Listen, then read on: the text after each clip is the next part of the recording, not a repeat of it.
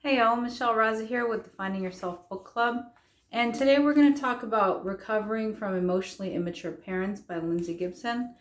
We are focused mostly on the exercises of this book because the content is really what was already covered in her other book, which we covered in detail, Adult Children of Emotionally Immature Parents. So before I dive in, please do check out our website. We're at www.findingyourselfsatx.com. There you can take our free life balance questionnaire and send it to us, or you can just fill out a contact form. The first consult is always free. Also, please like and subscribe. It really does help us little YouTubers with our videos, and I really appreciate it. Okay, so we covered the exercises from chapter 1, and I believe I went over the summary. So chapter 1 is your emotionally immature parent, what it's like to be involved with them and how they got to be that way.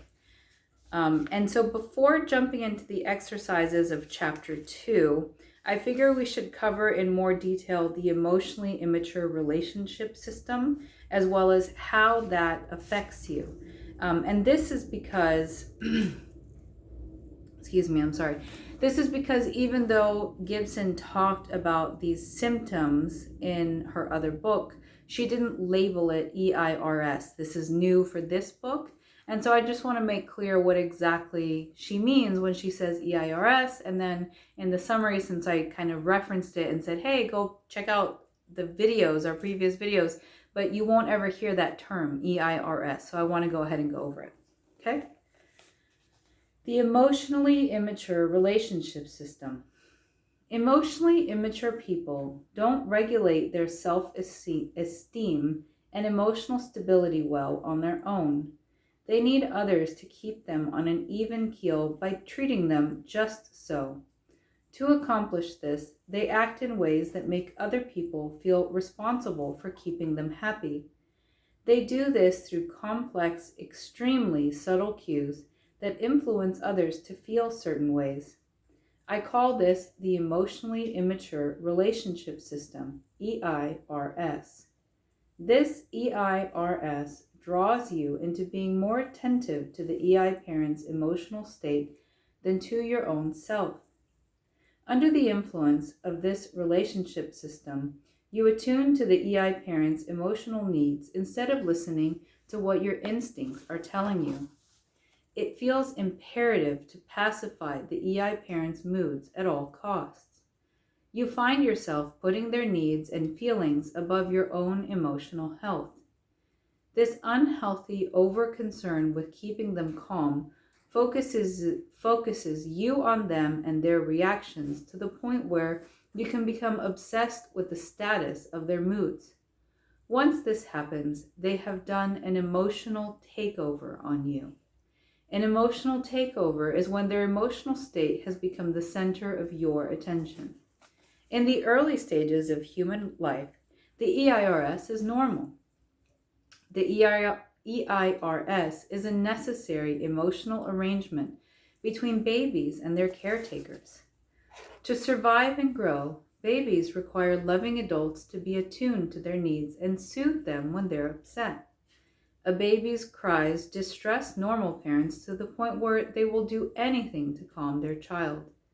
With sensitive parents, the child's distress instantly becomes the parent's distress, and they will be just as concerned about the child's emotional state as the child's physical comfort. Ainsworth, Bell, and Strayson, 1974, Shore, 2012. This crucial emotional assistance is critical during infancy and toddlerhood. With normal children, the need for constant engagement and soothing lessens as they mature. But for EI parents, their emotional self-regulation didn't fully develop as they grew up.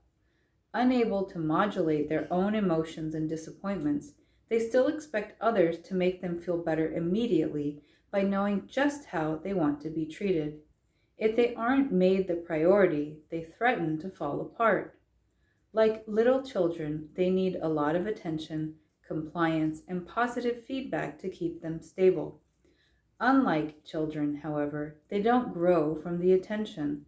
Their early emotional wounds and deprivations promote psychological defenses that keep them stuck in the same old defensive patterns no matter how much nurturing they get. How their EIRS affects you. You probably won't notice when you first are getting caught up in someone's EIRS. The emotional contagion in this interpersonal system is so instantly compelling, you are in it before you know it. That's why understanding their relationship pressure up front is so important for protecting your boundaries, emotional autonomy, and sense of self-worth. You have to be alert and prepared in order for it not to take you over.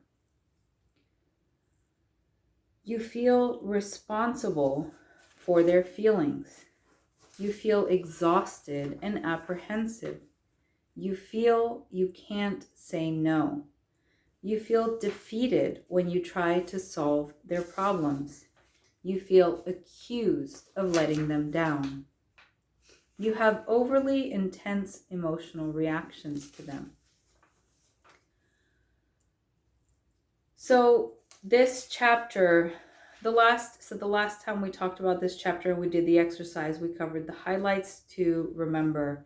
And essentially, if you think about the 4 different types of emotionally immature people, the just going back over these terms of EIRS, it will help you understand you want to avoid the emotional takeovers.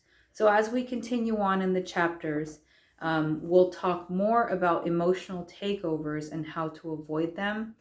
This is really, really cool stuff. I do recommend you pick up your own copy and follow along. There's a lot more meat to this book than I'm covering, but just do want to give you the highlights, talk about the exercises, and give you a chance to self-reflect. So as I did in the previous exercise video, I will probably read the exercise, pause, give a slight summary over the chapter, and then maybe go over it again. In the meantime, take your time with these videos, right? But please do check out our website. We're at www.findingyourselfsatx.com. And also please do like and subscribe. It really does help us. And I will check you guys next time. This was a little bit of a shorter video, but I think since we're going to be more exercise focused, that's about right. All right, take care. Talk to y'all soon.